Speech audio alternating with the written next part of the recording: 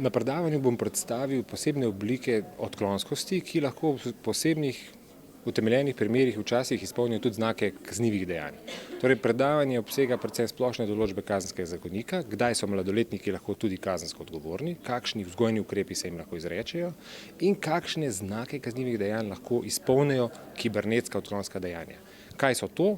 Kakšni so primeri, bom pokazal v predavanju in poskusil subsumirati te oblike novih delinkventnih dejanj pod obstoječe določbe kazenskega zakonika.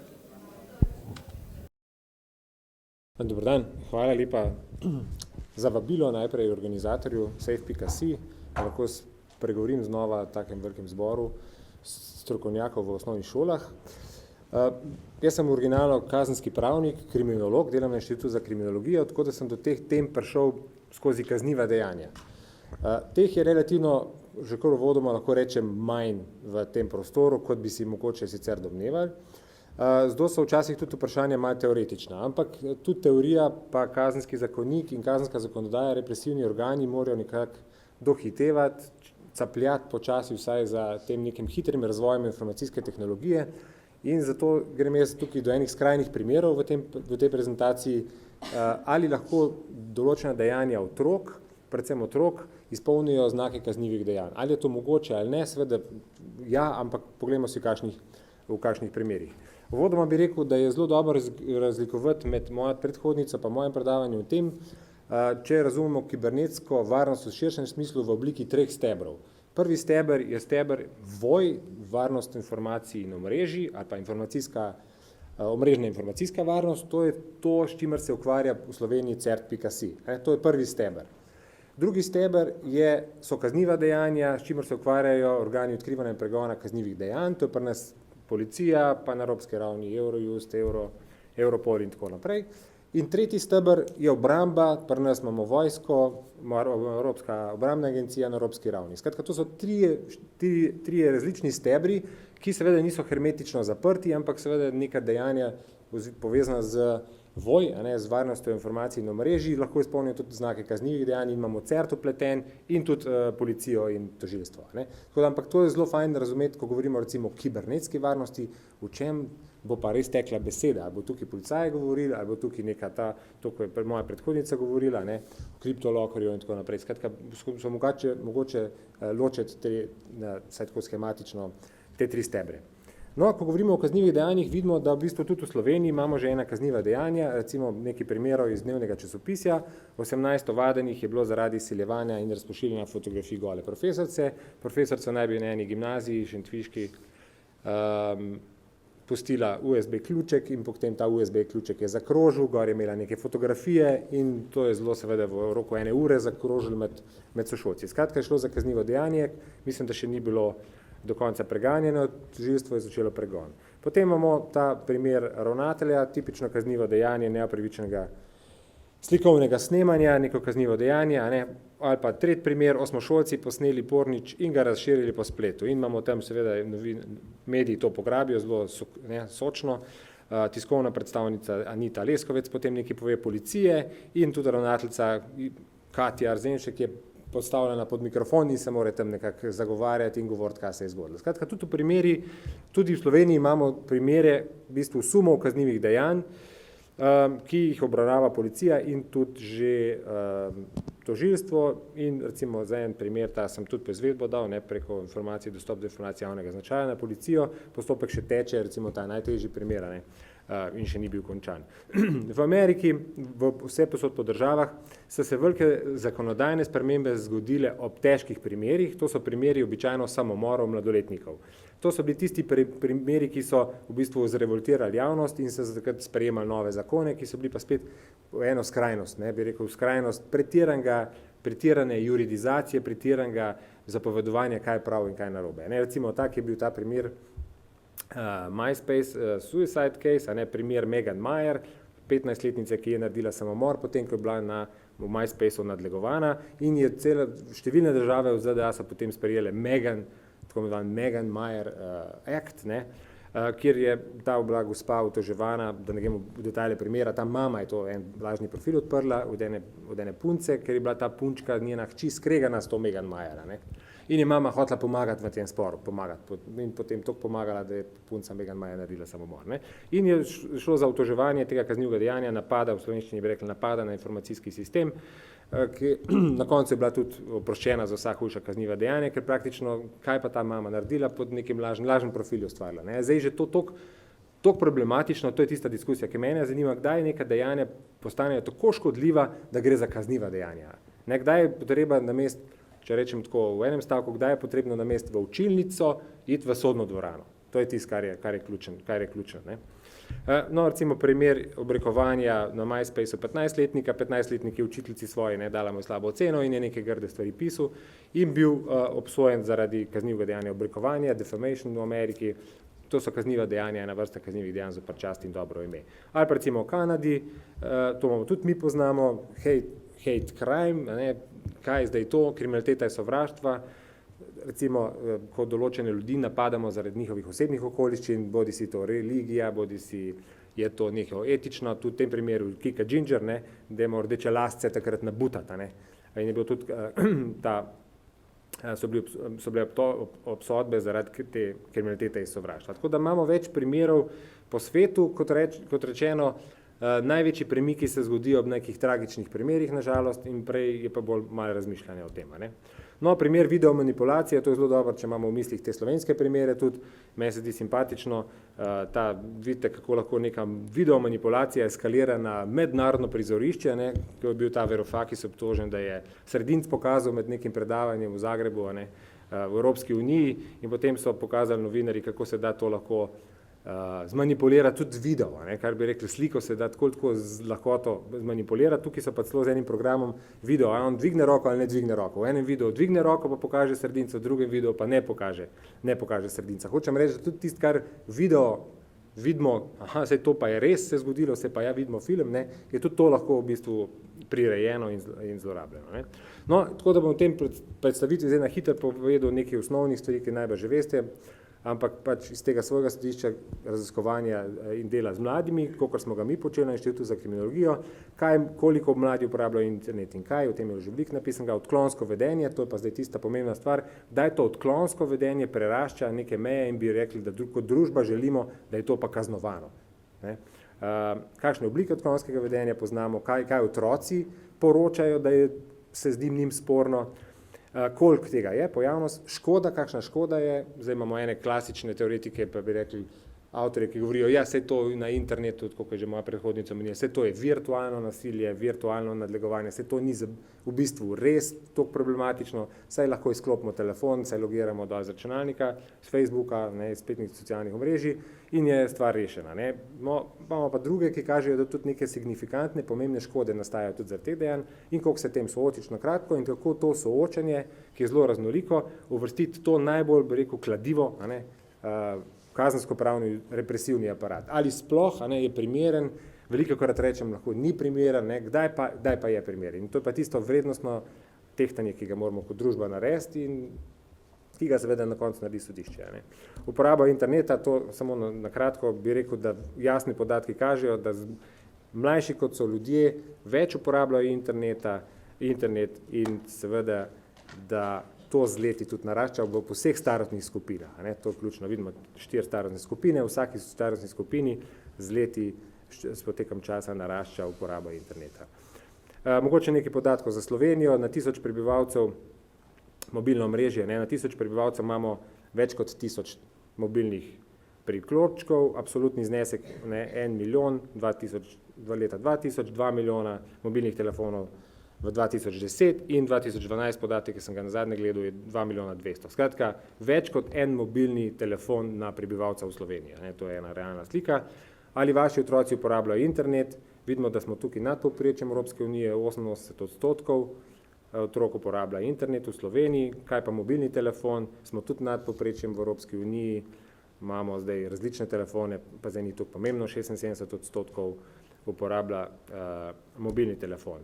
Kar vidimo, to je tudi na fakulteti za družbene vede, ne, Vasja Vehovar te raziskave delu, vidimo, da so vedno mlajši otroci tisti, ki uporabljajo internet in tam so v bistvu zelo ranljive skupine in tudi v teh fokusnih skupinah, ki smo jih delali po enih osnovnih šolah, kažejo na to, da so v bistvu starejši 8., 9. razred že zelo previdni pri svojih objavah in da so najbolj kritični 4., 5., 6. razred, ko v bistvu še zelo se učijo, so zelo še iskreni in nimajo še teh filtrov. Kaj uporabljamo največ? E-mail v Sloveniji, potem pa druge zadeve, nadpovprečno elektronska pošta in spletna družbena omrežja. Kaj uporabljajo otroci? To zdaj, kaj oni pravijo, da uporabljajo. Candy Crush, Skype, Viber za komunikacijo, ko delajo domačo nalogo, Snapchat, Instagram, Tumblr, Ask, dijaški.net, Happy Bird, igrice, First Person Shooter Games, to pomeni streljačine po slovensko mogoče, spletne zmenkarije, skratka, to oni govorijo. Zdaj, če gremo pogledati, jaz ne vem, konkretno nisem vedel, kaj je to Snapchat, pa Candy Crush, Candy Crush je ena igrica, to je tisti čas, ki ga oni, to so te storitve, ki jih oni najbolj uporabljajo, se pa to seveda zelo spreminja, čez en let bo nekaj drugega in, popularno in se tudi oni zelo selijo. No, uporabljajo tudi takole, Očka reče, kaj misliš, da zdaj dodajaš svoj video, klip na svoj profil na MySpace, Oče sploh ne ve, kaj se dogaja. No, odklonsko vedenje, če gledamo odklonsko vedenje na internetu, kaj je sporno, če vprašamo mlade, kaj se vam zdi sporno, pravijo, da so tvegane vsebine, to je pornografija, spletne strani, ki promovirajo anoreksijo, pa neke motnje hranjenja. Akumulacija prijateljev, to je zdaj vprašanje, koliko je odklonsko, kaznivo definitivno ni, ampak pravijo, da imajo 500 prijateljev, tekmujejo, predvsem fantje, želijo imeti čim več prijateljev, še posebej, če so to punce na slikah, ki dobro izgledajo, pravijo, tiste so še posebej, jih dajo za prijateljce.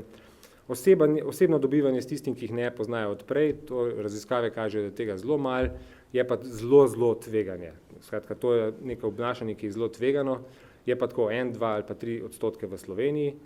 Skrite številke, klicarjenje prek skritih številk ali pa prejemanje SMS sporočil, nekdo mi pošilja SMS sporočila skritih številk, posnetek zaslona, slikaš sebe v čudnem frisu, rečejo, slikaš sebe in pol nekomu to opico pošlješ drugmu in ta druga oseba to deli naprej. Bodisi so to neke frise, da delajo, ali pa tako, da neke intimne svoje dele, recimo, da sta fant in dekle, pa dekle pošlje fantu, pa ta fant naredi posnetek zaslona in pošlje to svojim prijateljem, poglejte jo. Objave fotografij brez dovoljenja, objavljanje zasebnih pogovorov brez dovoljenja, recimo na Skypeu, da druge potegnejo noter, sovražni komentarji in sporočila, skratka komentarji na zidu, na spletnih omrežjih, pa neki sovražna sporočila, posebne ocenjevalne spletne strani, slovenske.k obstaja in tam gor svojo sošolko dajo, kakšna koza in tako naprej je ona, lažno predstavljanje, slike sošolcev na tuji računalnik daje kot ozadje, skratka tistega, s katerega skočijo norce delati, daje njegovo sliko na ozadje v računalniku v knjižnici, sexting, pošiljanje vsebin spolne narave, zdaj imamo več vrst, to je lahko tekst, besedilo, lahko je filmček, lahko je fotografija, imamo pa več definicij, lahko rečemo primarni pa sekundarni sexting, primarni pošiljam nekomu, oseba A pošilja osebi B, sekundarni pa oseba B pošilja, potem razpošilja naprej. Zdaj, kaj je tukaj spornega, kaj ni, to je drugo vprašanje, samo zdaj fenomenologija tega, da vidimo. Teženje, nočevanje preko tega Ask sistemov, Facebook, recimo, da ti kdo objavi sliko opice. To je poročanje otrok, osnovnošolskih otrok. To pravijo oni, ko sprašujemo o tem, kaj je problematičnega, oni vidijo, o tem poročajo. Zdaj, mi na inštitutu seveda smo se ukvarjali pa predvsem z vsebino tudi, kibernetskega nadlegovanja in kaj to sploh je. Kdaj to neko nadlegovanje postane sporno in zelo koristna definicija jo podal Bill Basey, ta je prvi, ki je izumil pojem kibernetsko nadlegovanje, je to uporaba informacijske komunikacijske tehnologije za namerno, to je ključno, ni slučajno, ponavljajoče in sovražno vedenje posameznika ali skupine s ciljem škodovati drugemu. Zdaj, če to razgradimo to definicijo, je to agresivno in namerno dejanje posameznika, to je bistveno, da je predvsem tukaj, da je naklep, namera neka, da je s pomočjo teh novih tehnologij, da je dalj časa trajajoče in ponavljajoče, ne gre samo za enkraten dogodek, zoper žrtev, ki se ne more braniti, to pomeni, da obstaja med storilcem pa žrtvijo nek nesorazmerje moči in da obstaja neka anonimnost. To je v bistvu splošno sprejeta definicija v okviru ene kost raziskovalne skupine, pri kateri so sodelovali evropski raziskovalci, predvsem psihologi in ta definicija od njih izvira. Zdaj, kar se pa mene tiče kot kazenskega pravnika, a je to že dovolj, da gre kaznivo dejanje. Nobena država na svetu ne pozna posebnega kaznivega dejanja kibernetskega nadlegovanja, ampak lahko izpolnijo ta dejanja znake drugih kaznivih dejanj, pa si jih bomo pol v nadaljevanju še pogledali. Ja, publiciteta je večja tudi, ne? To je pa bistvo, ne? Če objavimo neko sliko na hodniku ali pa če objavimo na Facebooku, je množica gledalcev občutno večja. Video, ko smo ga videli, ne? Od ravnatelja je bil občutno večje dimenzije je dosegel in tudi preko jezikovnih slovenskih meja je šel, če rečemo, ne? Ni vezan na to. Skratka, oblike, ki smo jih mi preverjali, so kibernetsko nadlegovanje, definirali smo ga kot nadlegovanje po elektronski pošti, družbenih omrežjih in mobilnih telefonih. Mobilnih telefonih tukaj gre predvsem za prekomerno klicarjenje ali pa prekomerno pošiljanje SMS-ov, naprimer 500 messageov na dan. Prekomerno pošiljanje torej SMS-ov, pošiljanje pošte, vzpostavljanje stikov v spletnih socialnih omrežjih, vzpostavljanje stikov v spletnih socialnih omrežjih strani neznancev, objavljanje fotografij brez vednosti in privolitve, označevanje obraza, tukaj tudi za en poseg v zasebnost na nekih fotografijah, da označujemo druge ljudi, in objavljanje spremenjenih, predeljenih fotografij. To smo eno raziskavo dela završnih sedej leta 2012. Skratka, ko govorimo o odklonskosti, govorimo še o različnih drugih oblikah in tukaj ni samo nadlegovanje v tem ožjem smislu, ampak gre tudi za sekstanje, eni ločujejo to, ali je to za isto različno, ampak gre za sekstanje, ki sem ga že omenil, happy slapping, trolling, flaming, photoshopping, spreminjanje fotografije, ne, na neko obraz nekega dekleta damo na odraslo žensko ali pa recimo na kako žival in tako različne možnosti so tukaj in se od tega naročujemo. Elektronsko zmenkarsko nadlegovanje in spletno zalezovanje. To so različne oblike, za katere ni čisto povsem jasno, ali izpolnjujejo znake kaznivih dejanj.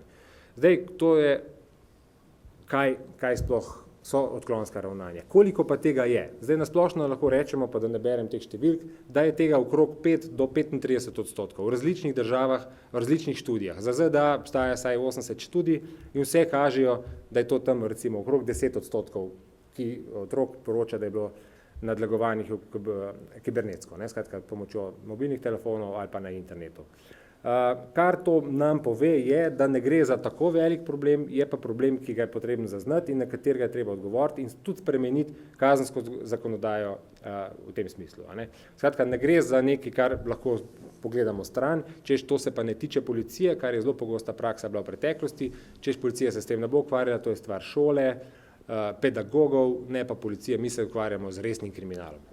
Skratka, tu je vedno ta očitek, tudi, da policija ne pripravljena, ne razume tega, po drugi strani pa želi seveda zaradi najbolj tudi velike obremenjenosti se izogniti pregonu in odkrivanju teh kaznivih dejanj.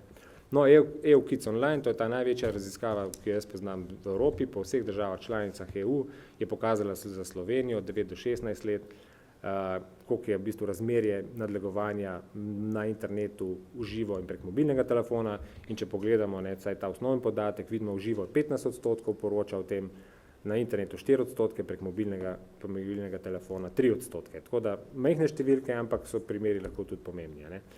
No, kar smo pa sam preveril, pa ta, glede osnovnih oblik kibernetskega nadlegovanja, pa vidimo, da je po internetu zelo velika številka, ampak to je zaradi naše metodološke napake, če tako rečemo, ker je nota tudi spam, tako da to je čisto napačna številka, ampak relevantno je pa to, nadlegovanje spletne socialne omrežje kaže večkrat 13%, nadlegovanje po mobilnem telefonu 25, ena četrtina v tem primeru naših študentov, študente smo anketirali.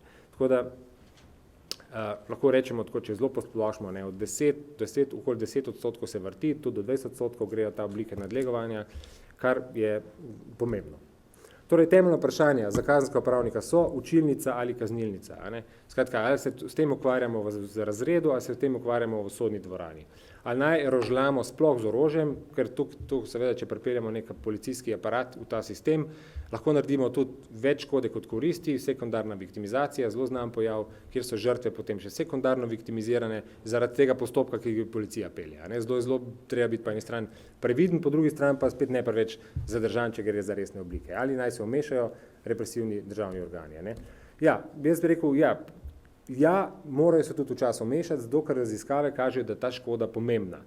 Raziskave kažejo statistično pomembne povezave med nadlegovanjem in težavami v družini, šolskim uspehom in odklonskim vedenjem. Torej, več kot so otroci nadlegovani, šolska klima je tukaj zelo pomemben pojem, kakšna šolska klima je, zelo vpliva na druge, na recimo odklonsko vedenje. Škoda ni nič manjša kibernetskega virtualnega nasilja kot pravega.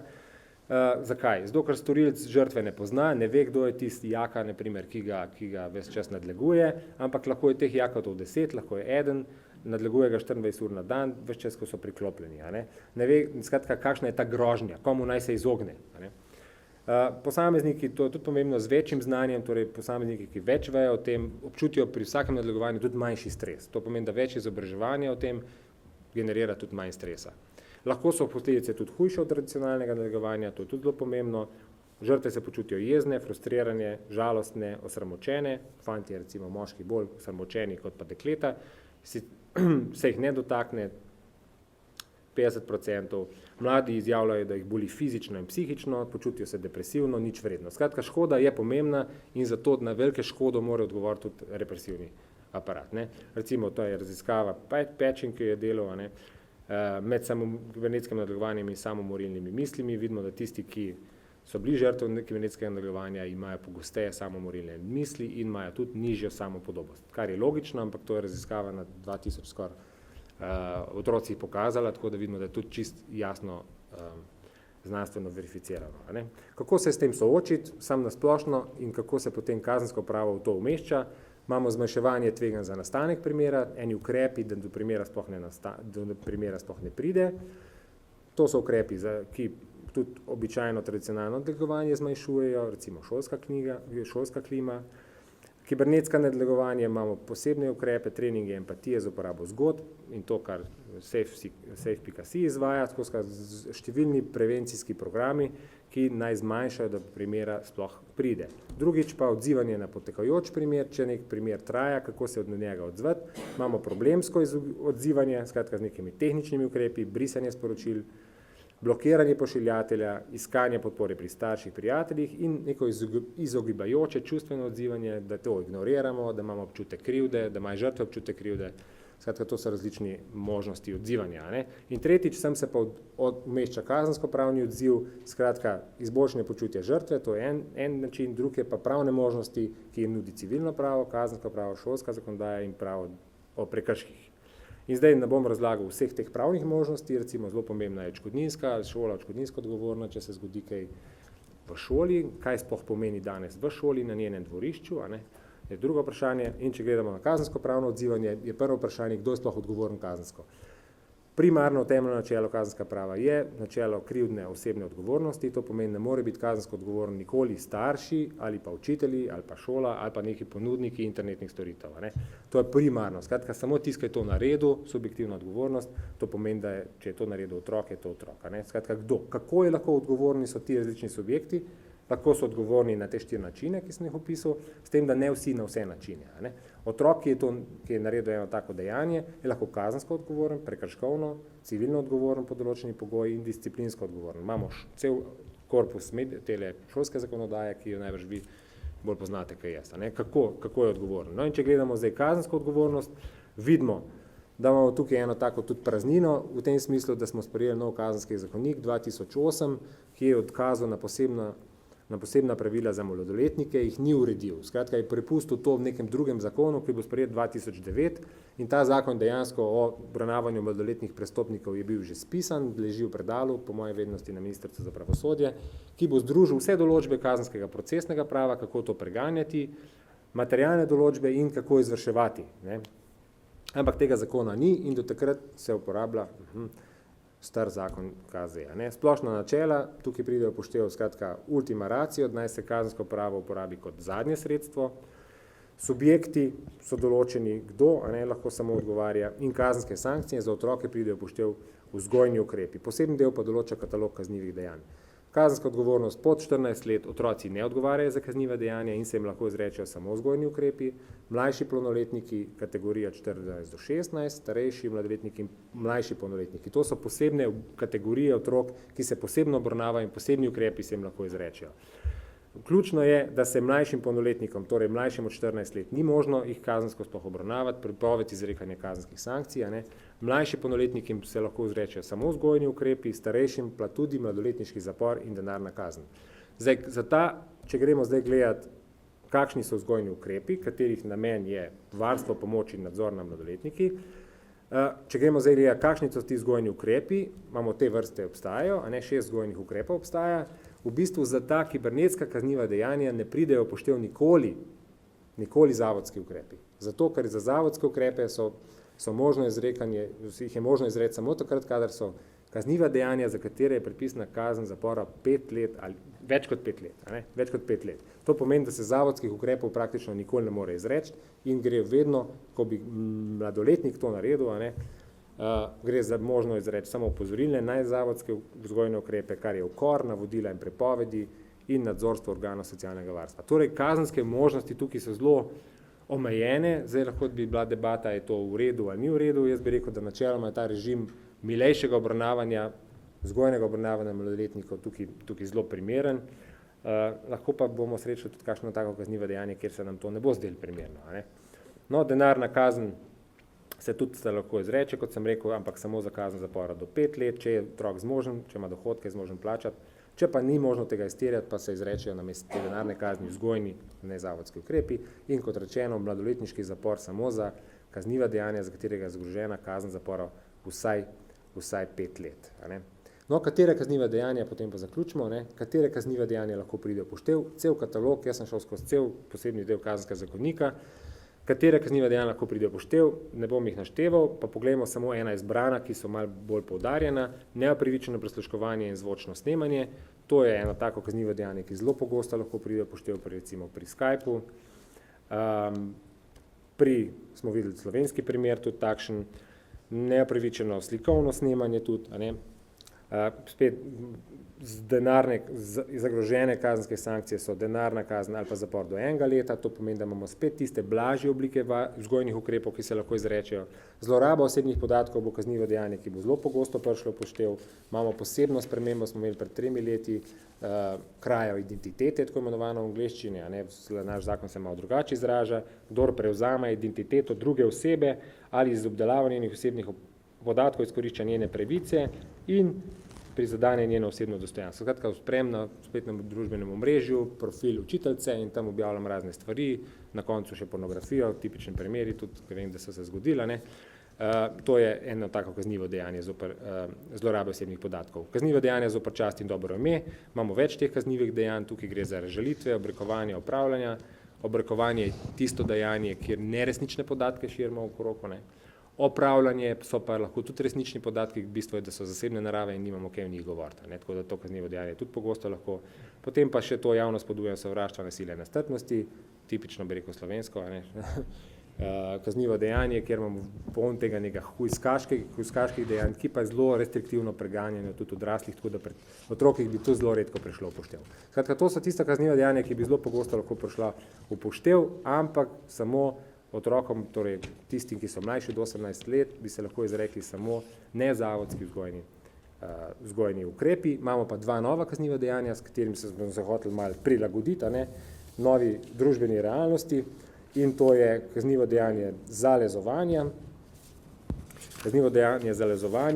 Zaenkrat, če nismo imeli nobene obsodbe, gre pa v bistvu za ponavljajoče se opazovanje, zasledovanje in tudi to zajema preko elektronskih medijev, preko elektronskih komunikacijskih sredstev, da nekomu prek e-maila nekaj pošiljamo, preko telefona in tako naprej in pri tem povzročimo prestrašenost in ogroženost. Skratka, to je neko novo kaznivo dejanje, ki ga nismo poznali.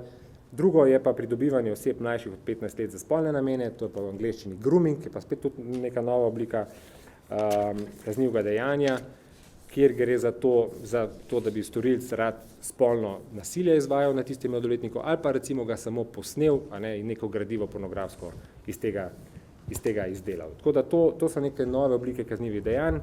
Odnos javnosti, kakšen je, sam na hitro vidimo, da so pravnike dovolj dobro, bi rekel, indoktriniramo, da represivni aparat ni pravi odgovor na te stvari, da naj bo učilnica pravi odgovor, tako da so v bistvu pravniki manj nagnjeni k represivnim ukrepom kot pa drugi.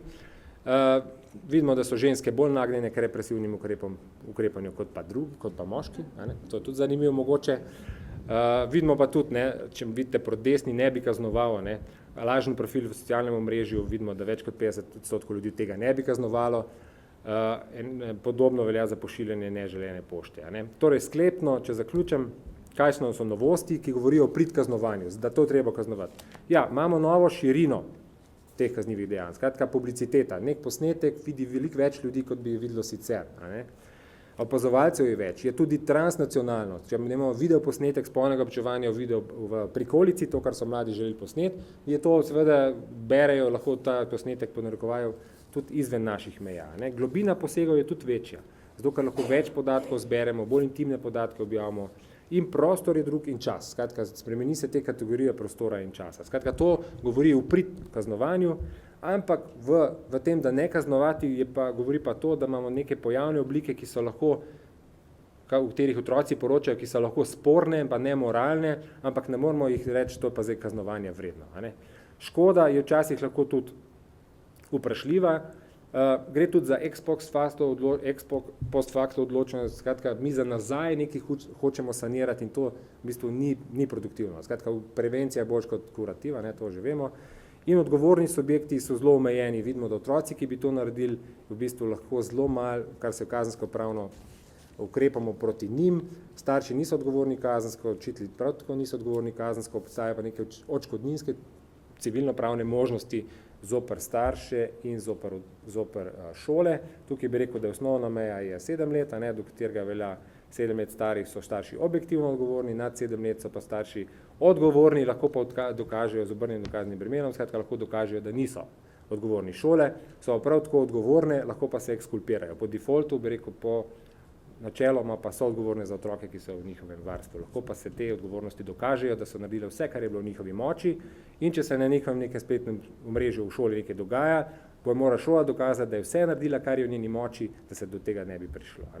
Cilj je seveda preprečiti cilj je, vsaj moja kot kazenske pravnika, preprečiti prekomerno uporabo represivne sile tukaj in recimo to je en tak primer za zaključek, kjer je bil fant, pa dekle sta bila stara 12 pa 13 let, v naši definiciji torej pod 14 let otroka, ampak je še vedno bil fant obtožen kaznivih dejanj zaradi sekstinga, ker je pošiljal slike. Skratka, to pa ta prekomerna reakcija, ki jo želimo preprečiti. Skratka, zadnji stavek, nagibam se k temu, da se uporabi v skrajnih primerih lahko tudi kazensko pravno in ta represivni aparat, ampak ta sredstva naj bodo le omejena, smo pa prilagodili tudi kazenski zakonik, tako da so neke možnosti tudi odprte.